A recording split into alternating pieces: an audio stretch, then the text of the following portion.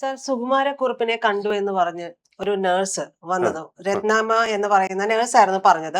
അത് വലിയ കോളിളക്കം ഉണ്ടാക്കി വീണ്ടും. ഇപ്പൊ ഒരു ഇടവേളകളിൽ സുകുമാരക്കുറുപ്പ് ഉണ്ടോ, ഉണ്ട്, ഉണ്ടോ, ഇനി ഉണ്ടില്ല എന്നൊക്കെ പറയുന്ന തരത്തിലാണ് കാര്യങ്ങൾ വരുന്നത്.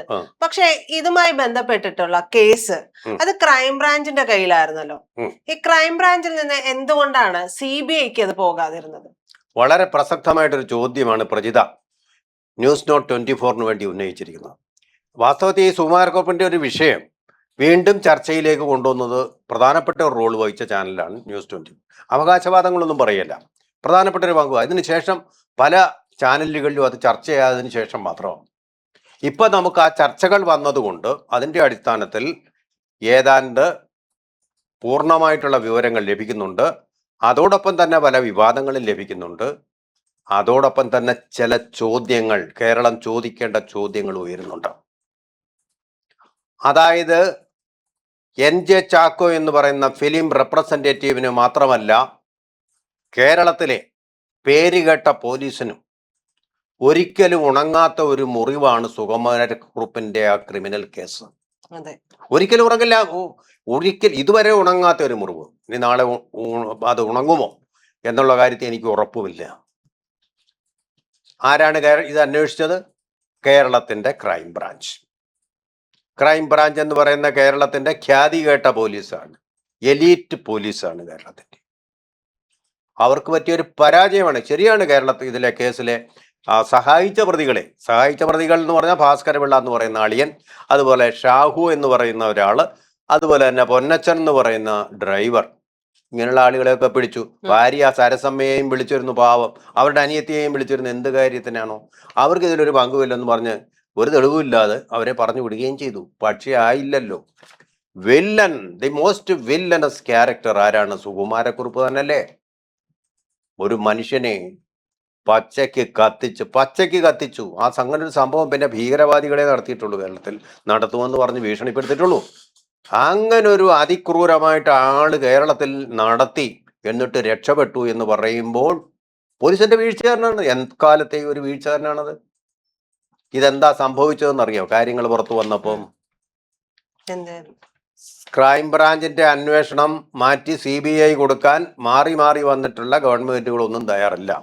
കോൺഗ്രസ് ആയിരുന്നു ഈസിയായിട്ട് വേണമെന്ന് പറഞ്ഞാൽ കിട്ടുമായിരുന്നു. കാരണം ക്രൈംബ്രാഞ്ചിന് അത് നാണക്കേടാവും, ഞങ്ങൾ ഇത് അന്വേഷിച്ച് കണ്ടുപിടിച്ചോളാം എന്നും പറഞ്ഞ് നമ്മുടെ ക്രൈംബ്രാഞ്ച് ഏറ്റെടുത്തു. പക്ഷെ ക്രൈംബ്രാഞ്ച് ഏറ്റെടുത്തപ്പോൾ വന്ന കുഴപ്പം എന്താണെന്നറിയാമോ? അഖില ലോകം പോയിട്ട് അഖിലേന്ത്യ പോലും അന്വേഷിക്കാനുള്ള കപ്പാസിറ്റി അവർക്കില്ലായിരുന്നു. They were ഡീകപ്പാസിറ്റേറ്റഡ്. അതാണ് സംഭവിച്ചത്. അല്ലെങ്കിൽ അദ്ദേഹത്തെ കണ്ടുപിടിക്കാനാണോ പ്രയാസം? ചടുലമായ നീക്കങ്ങളിലൂടെ കണ്ടുപിടിക്കാൻ പറ്റുമായിരുന്നു. പ്രജത്തേക്ക് അറിയാമോ? ഇതുവരെ അറിയാത്ത ഒരു കാര്യം കൂടെ ഞാൻ പറയാം. അതായത് സുകുമാരക്കുറുപ്പിന്റെ വീടിന്റെ തൊട്ട അയൽവക്കത്ത് ഒരു വീടിന്റെ 2ാം നിലയില് 2 വർഷക്കാലം, 2ആണോ 3ആണോ എന്ന് എനിക്ക് ഉറപ്പില്ല, 4 പോലീസുകാര് യൂണിഫോം ഇല്ലാതെ കാവല് നിൽപ്പുണ്ടായിരുന്നു, കഷ്ടപ്പെടുന്നുണ്ടായിരുന്നു. എന്തിനു വേണ്ടി? സുകുമാരക്കുറുപ്പ് എപ്പോഴെങ്കിലും അവിടെ വരുന്നുണ്ടെങ്കിൽ അത് കണ്ടുപിടിക്കാൻ വേണ്ടി രാപകൽ ഉറക്കമിളച്ച്, നമ്മളിപ്പോൾ ഫുട്ബോൾ കാണുന്നത് പോലെ ഉറക്കമിളച്ചിരുന്ന് നോക്കുമായിരുന്നു ആരെങ്കിലും കയറി വരുന്നുണ്ടോ, അപ്പോൾ കയറി പിടിക്കാൻ വേണ്ടിയിട്ട്. പിടിക്കാൻ പറ്റിയതുമില്ല. അപ്പൊ അതുകൊണ്ടെങ്കിലും അവർ മനസ്സിലാക്കണം, അങ്ങനൊന്നും പിടികിട്ടുന്ന പുള്ളിയല്ല സുകുമാരക്കുറുപ്പ്. അപ്പൊ എന്ത് വേണം? അഖിലേന്ത്യാ തലത്തിൽ അന്വേഷണം വേണം. അതിന് കുറേയൊക്കെ പോലീസ് ശ്രമിച്ചു. അവര് പല സ്ഥലങ്ങളിലും പോകുമ്പോൾ എന്താ കുഴപ്പമെന്നറിയാമോ? ഒരു ആയിരക്കണക്കിന് കത്തുകൾ ഇങ്ങനെ പറയുകയാണ്, ഊഹാഭോഗങ്ങൾ. ഇവിടെ വെച്ച് കണ്ടു, അവിടെ വെച്ച് കണ്ടു, അപ്പുറത്ത് വെച്ച് കണ്ടു. എല്ലായിടത്തും ഒന്നും പോകാൻ പറ്റില്ല. അതിൽ സെലക്റ്റീവ് ആയിട്ടുള്ളതും ക്രെഡിബിൾ ആയിട്ടുള്ളതും സെലക്ട് ചെയ്തിട്ട് ആ സ്ഥലങ്ങളിലേക്ക് നമ്മുടെ ക്രൈംബ്രാഞ്ച് പോയി. പക്ഷെ പ്രശ്നം എന്താണെന്നറിയോ? അവിടെ കൽക്കട്ടയിൽ നിൽക്കുമ്പോൾ പറയും ബംഗളൂരുവിലുണ്ട്, അവിടെ വെച്ച് കണ്ടു എന്ന്. ഈ കൽക്കട്ടയിൽ നിന്ന് ബംഗളൂരുവിലേക്ക് വരാനുള്ള കാശ് ക്രൈംബ്രാഞ്ചിനില്ല. അന്നത്തെ കാലത്ത് ആ ശമ്പളമില്ല. ആ ശമ്പളത്തിനനുസരിച്ച് അലവൻസ് കിട്ടത്തുള്ളൂ. ആ അലവൻസ് കൊണ്ട് അങ്ങനെ യാത്ര ചെയ്തിട്ട് പോയി കണ്ടുപിടിക്കാൻ പറ്റില്ലായിരുന്നു എന്നുള്ളതാണ് ദൗർബല്യം. അന്വേഷിച്ച DYSP തന്നെ പറഞ്ഞിട്ടുള്ള ഒരു കാര്യമാണത്. മനസ്സിലായോ? അത്തരം ഒരു പ്രതിസന്ധിയിൽ, സാമ്പത്തിക പ്രതിസന്ധിയിലായിരുന്നു പോലീസ്. ഇങ്ങനെയൊക്കെ സമ്മർദ്ദം വന്നു കഴിഞ്ഞപ്പോൾ എങ്ങനെയെങ്കിലും ഈ കേസ് അങ്ങ് ഒതുക്കി തീർത്താൽ മതി, ക്ലോസ് ചെയ്താൽ മതി എന്നൊരു ഘട്ടം വരെയായി അവർക്ക്. നാശം പിടിക്കാനൊരു വണ്ടാരവിടങ്ങാരും സുകുമാരക്കുറുപ്പ്. എന്താ പണം ഒരു പ്രശ്നം തന്നെയാണ്, നമ്മൾ പറഞ്ഞിട്ട് കാര്യമില്ല. കുടുംബത്തിന് ചെലവിന് കൊടുക്കണ്ടേ പോലീസുകാർക്കും? അപ്പൊ അതുകൊണ്ടാണ് ഞാൻ പറഞ്ഞത്, ആ സമയത്ത് ഗവൺമെന്റിന്റെ ബുദ്ധിയിൽ ഉദിക്കേണ്ട ഒരു കാര്യം എന്ന് പറയുന്നത്, ഈ കേസ് എലീറ്റ് പോലീസായിട്ടുള്ള, ഇന്ത്യയിലെ തന്നെ എലീറ്റ്, അന്ന് നല്ല പേരുള്ളതാണ്. അന്ന് പിന്നെ കൂട്ടിലടച്ച തത്തമ്മ എന്നും പോലീസിനെ കുറിച്ച്, CBI കുറിച്ച് ആരും പറഞ്ഞിരുന്നില്ല. പേര് കേട്ടതും പേടിയുണ്ടാക്കുന്നതുമായ പോലീസായിരുന്നു. അവർക്കാണെങ്കിൽ വിദേശത്ത് പോകാനുള്ള അനുവാദവും വാങ്ങിക്കാൻ പറ്റും. സ്കോട്ട്ലൻഡ് യാർഡിൻ്റെയോ ഇന്റർപോളിൻ്റെയോ ഒക്കെ സഹായം തേടാനുള്ള സൗകര്യങ്ങളും ഉള്ള എലീറ്റ് ആയിട്ടുള്ള പോലീസ്, അല്ല സാധാ പോലീസ് അല്ല അവര്. അവർക്ക് ഇതങ്ങ് കൈമാറിക്കഴിഞ്ഞാൽ കേരളത്തെ പോലീസിന്റെ അഭിമാനം പോകുമെന്ന് വിചാരിച്ചാണ് അന്ന് ഈ കാര്യങ്ങൾ ചെയ്യായിരുന്നു. മനസ്സിലായോ?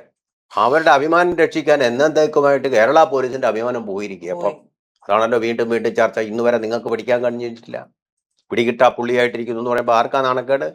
പിടിക്കേണ്ട പോലീസിനല്ലേ നാണക്കേട്? മാനക്കേട്, മാനഹാനി, ദ്രവ്യനഷ്ടം. കയ്യിൽ നിന്ന് പറഞ്ഞ പോലീസ് പലപ്പോഴും അന്വേഷണം നടത്താൻ വേണ്ടിയിട്ടുള്ള പണം കണ്ടെത്തിയിട്ടുള്ളത്. മനസ്സിലായോ? അങ്ങനെ മടുത്താണ് ഇവർ നിർത്തിയത്. നിർത്തിക്കഴിഞ്ഞിട്ട് നമ്മൾ അറിയാത്ത വേറെ ചില കാര്യങ്ങളുമുണ്ട്.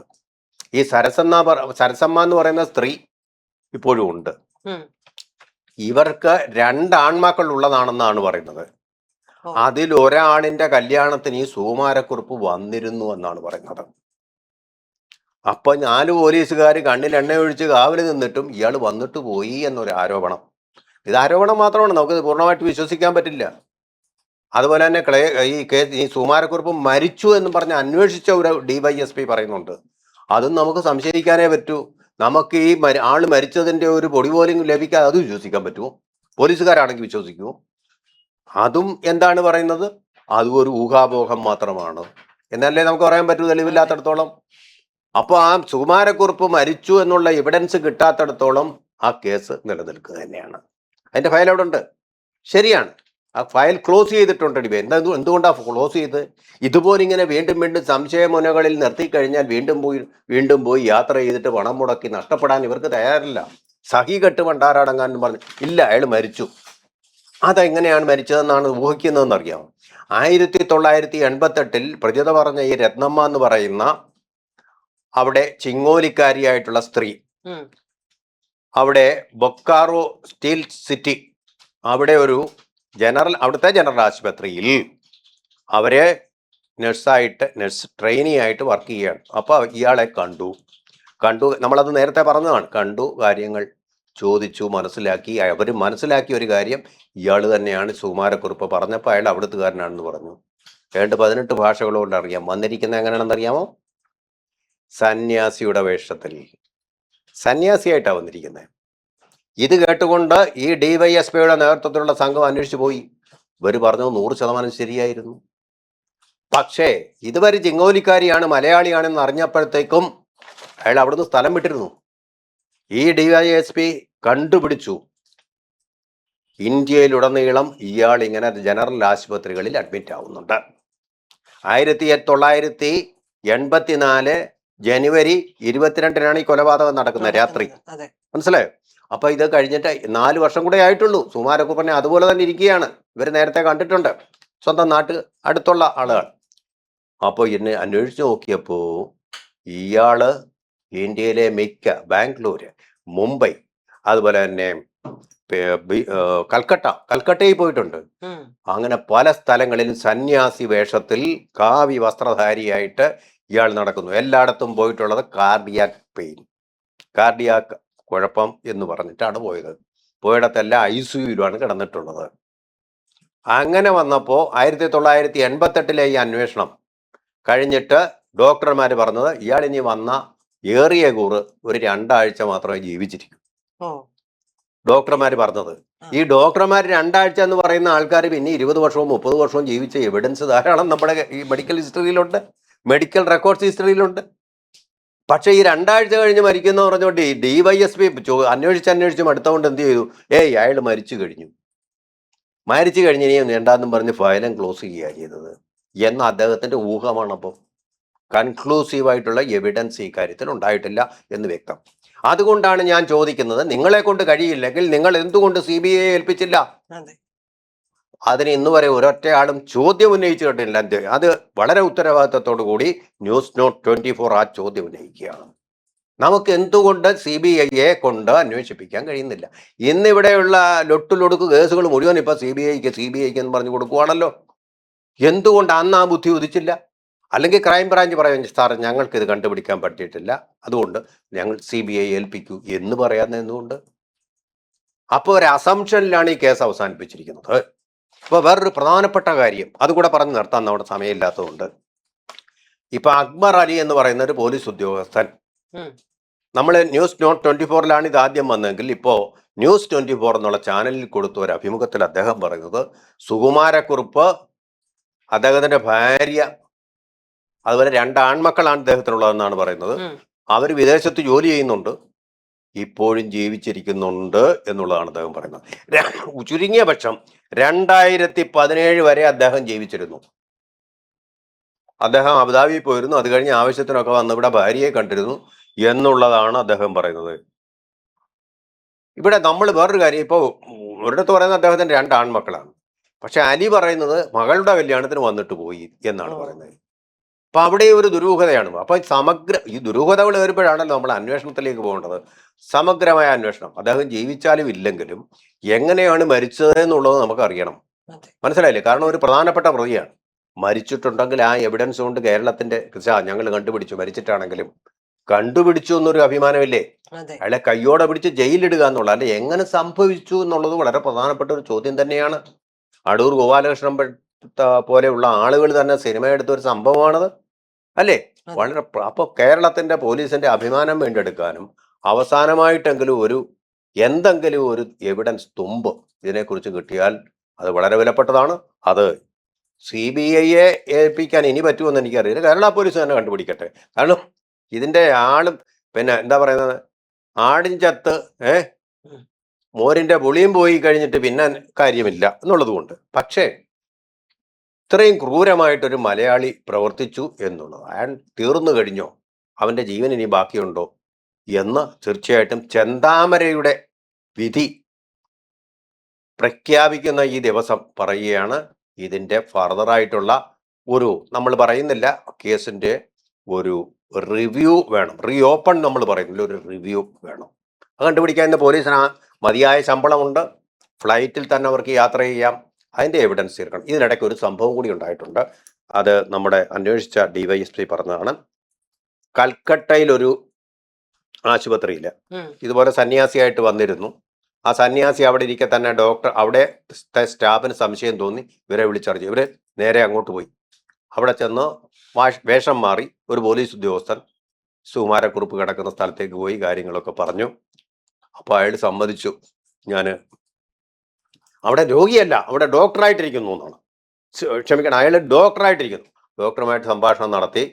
അപ്പൊ ഇയാള് വളരെ വിദഗ്ധമായിട്ട് ഞാനൊന്നും ബാത്റൂമിലേക്ക് പോയിട്ട് വരട്ടെ എന്ന് പറഞ്ഞിട്ട് ഫോൺ വിളിക്കാനും അങ്ങനെ ഇയാളെ പിടിക്കാനുമായിട്ട് ബാത്റൂമിലേക്ക് പോയി പോലീസ് ഉദ്യോഗസ്ഥൻ.